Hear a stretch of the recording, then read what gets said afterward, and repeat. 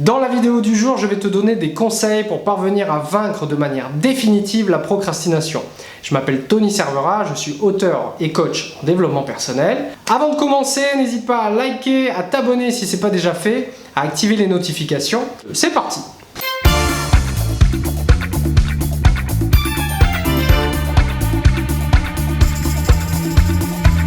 Si tu as aujourd'hui tendance à procrastiner, ça vient d'une raison qui est plutôt simple.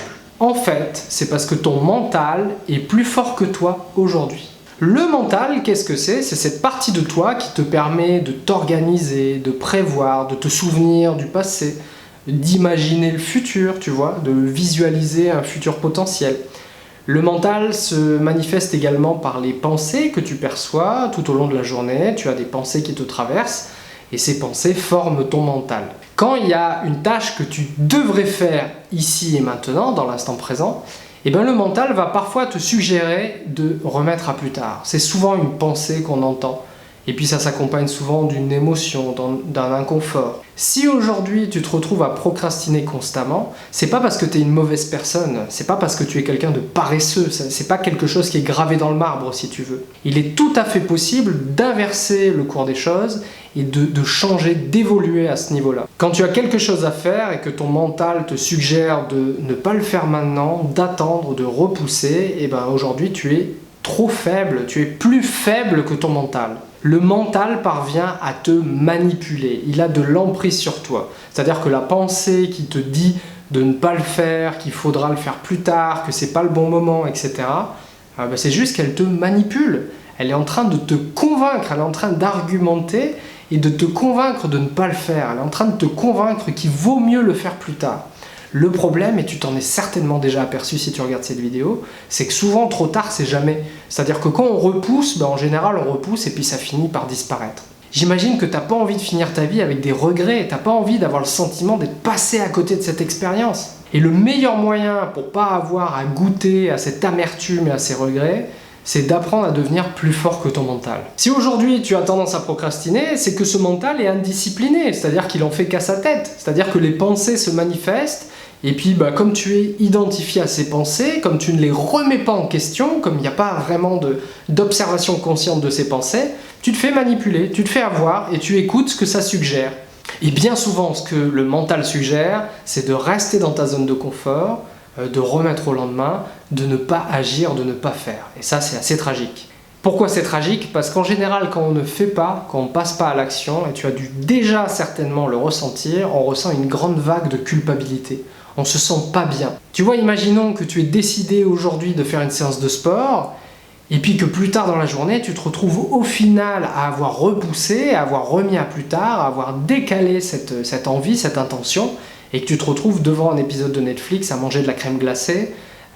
Il faut être clair, tu vas ressentir, si ce n'est pas déjà fait, de la culpabilité, la frustration, tu vas être déçu de toi-même. L'un des pièges de la procrastination, c'est que ça va affecter directement ta confiance en toi et surtout l'estime que tu te portes.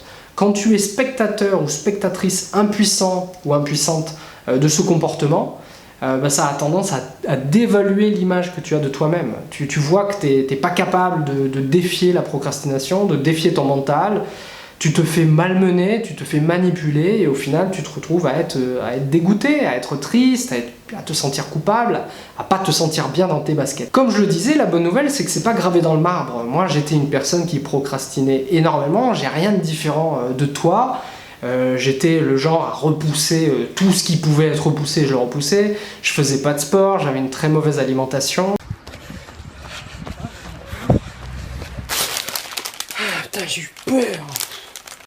J'avais envie de devenir auteur et j'avais jamais écrit un livre au complet, j'écrivais un peu et puis je me retrouvais à remettre à plus tard parce que c'était inconfortable, parce que c'était désagréable et tout simplement parce que j'avais pas acquis cette capacité à vaincre mon mental, à être plus fort que lui. Si tu te retrouves aussi à procrastiner, c'est peut-être parce que tu n'as pas d'objectif, tu n'as pas de rêve, tu n'as pas de projet défini et surtout tu n'as pas de plan.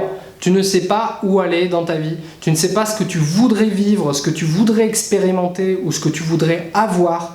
Donc du coup, le fait que ça ne soit pas précis, que ça ne soit pas clair, et surtout que tu ne te sois pas engagé avec toi-même à le faire, à faire ce qui doit être fait, c'est une des raisons pour lesquelles tu procrastines très probablement. T'as peut-être des envies, tu vois, il y a peut-être des choses que t'aimerais dans l'absolu, tu vois, si on te pose la question. Mais c'est pas quelque chose, tu n'as pas transformé ce rêve en plan. Et c'est ça qui fait la différence. Si ton rêve reste un rêve, si c'est vaporeux, si c'est imprécis, ça n'arrivera jamais. Il y a très peu de chances que ça arrive. Les rêves, le fait de réaliser ses rêves, c'est pas quelque chose qui arrive par accident. Le meilleur moyen de réaliser ses rêves, c'est de retrousser ses manches et de faire ce qui doit être fait, de passer à l'action.